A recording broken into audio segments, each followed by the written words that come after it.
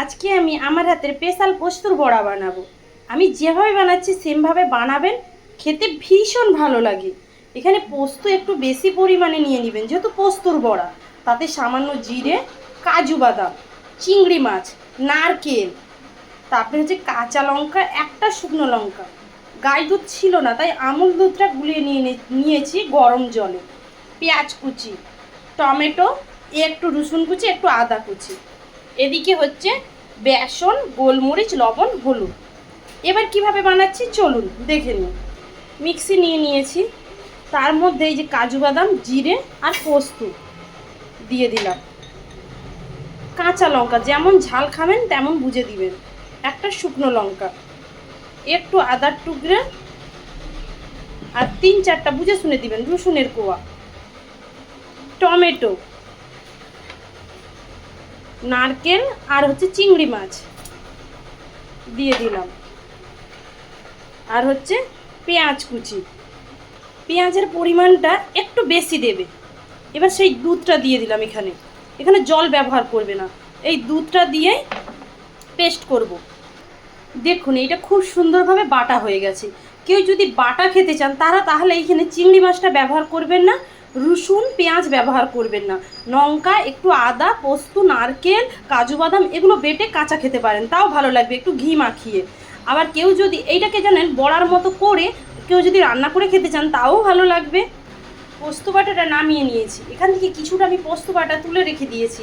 পরে আরেকটি রেসিপি দেখাবো এই বাটাটা দিয়ে, আপনারা পরে কিন্তু দেখবেন রেসিপিটা। আর আমি যেই সব রেসিপি, আমি কিন্তু কারো রেসিপি দেখি না, আমার নিজের মনে হয় আমি সেটাই বানাই, কিন্তু ঘরোয়া, সবার খেয়েও শরীর ভালো লাগবে। এখানে বেসন, গোলমরিচ, লবণ আর হলুদ দিয়ে দিলাম, দিয়ে এটা খুব ভালোভাবে মাখিয়ে নেব। একটু খাবার সোডা দিয়েছিলাম 1 চিমটি। এই রেসিপিটা খেয়ে দেখবেন অসাধারণ লাগে। আর এখানে ভালো করে মানে ফেটানোর পর একটু ঘি দিয়ে দিলাম। ভালো করে কিন্তু ফেটাবে, যত ভালো করে ফেটাবে তত কিন্তু পোস্তর বড়াটা খেতে খুব ভালো লাগবে। এবার ঘিটা দিয়েও মাখিয়ে নিলাম। আপনারা যদি কেউ মনে করেন এটা ভাজা করবেন, ভাজা করেও খাবেন, তাও ভালো লাগবে। কিন্তু যেহেতু আমি আজকে বড়া করব, যতটা ভালোভাবে ফেটাবে আর যেভাবে করতেছি সেমভাবে পুরো ভিডিওটা কিন্তু দেখবেন, দেখে করবেন। বাড়িতে যাকেই দিবেন তারা কিন্তু সবাই আপনার প্রশংসা করবে। আর যারা নিরামিষই খেতে চান তারা পেঁয়াজ আর মানে রসুন এই দুটো বাদ দিয়ে দিবে, বাদ বাকি প্রত্যেকটা জিনিস নিবে, তাহলে তাদের নিরামিষই হয়ে যাবে। এখানে একটু আমি গরম মশলার গুঁড়ো দিচ্ছি, লাস্টে একটু আমি গরম মশলার গুঁড়ো। এই গরম মশলাটা এলাচ, লবঙ্গ, দারুচিনি আমি ঘরের শুকনো খোলায় গুঁড়িয়ে রেখে দিয়েছিলাম, সেখান থেকেই একটু দিয়ে দিলাম। আপনাদের কাছে গুঁড়ো থাকলে আপনারা সেটাও ব্যবহার করবেন। এবার কড়াতে রিফাইন তেল নিয়ে নিয়েছি, রিফাইন তেলটাকে খুব ভালোভাবে গরম করে নেব। রিফাইন তেলটা আমার গরম হয়ে গেছে। এবার একটা চামচের সাহায্যে ছোট করে করে আমি বড়ার আকারে ভেজে নেব। এই রকম করে করে প্রত্যেক কটা ভেজে নেব। আপনাদের যদি মনে হয় যে নরম হয়ে গেছে তখন আপনারা একটু বেসন ব্যবহার করতে পারেন। আর ভালো করে ফোটাবে, দেখবে কীরকম ফুলে ফুলে উঠেছে। এবার আস্তে আস্তে করে এইগুলোকে এরকম করে উল্টিয়ে দিবে। এত সুন্দর নরম হয় আর খাস্তা হয়, মানে আপনারা যাদেরই দিবেন তারাই আপনাদের না প্রশংসায়, মানে সবাই প্রশংসা করবে। এরকম লাল লাল করে মুচমুচে করে কিন্তু ভেজে নেবে। দেখুন এইরকম লাল লাল করে প্রত্যেক কটা ভেজে নেবে। এবার এইগুলো আমি নামিয়ে নিয়ে আমি আবার বানিয়ে নেব। যাদের দেবেন না গরম গরম ভাতের সাথে এগুলো খুব সাবধানে ভাজবেন, একটু যদি বেশি জোরে ভেজে দেন সব খুলে যাবে। এইগুলো নামিয়ে নিচে এইরকম করে প্রত্যেক কটা ভেজে নেব। আবার সেই রিফাইন তেলের মধ্যে এইভাবে প্রত্যেকের জন্য আমি আবার ভেজে নেব। সবাইকে দিবেন, বাড়ির সবাই যদি খেয়ে বলবে যে কেমন লাগে, আপনারা কিন্তু কমেন্ট করতে ভুলবেন না।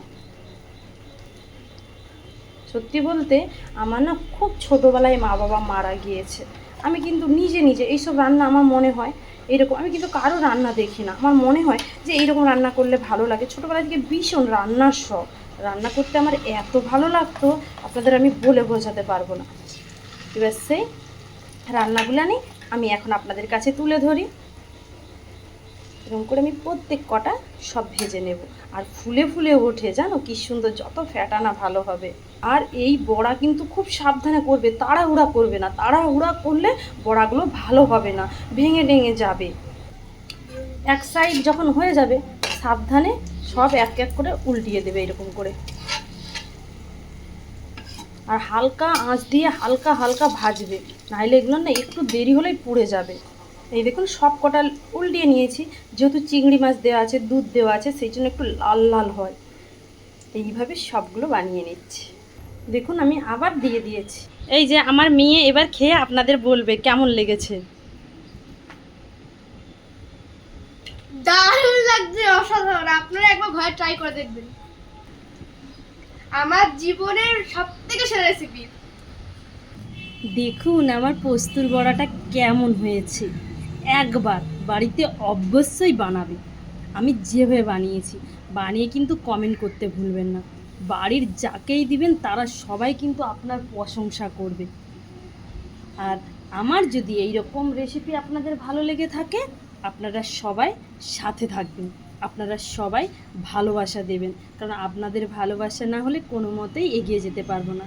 আর আপনারা তো আমার রেসিপি যারা মানে দেখেন তারা তো জানেন আমি সব ঘরোয়া পদ্ধতিই রেসিপি দেই, আর আমি নিজের থেকেই দেই, আমি কিন্তু কারো রেসিপি কোনো দিন দেখে আমি দেই না। আপনারা সবাই ভালো থাকবেন, সুস্থ থাকবেন। আবার বলতেছি নমস্কার।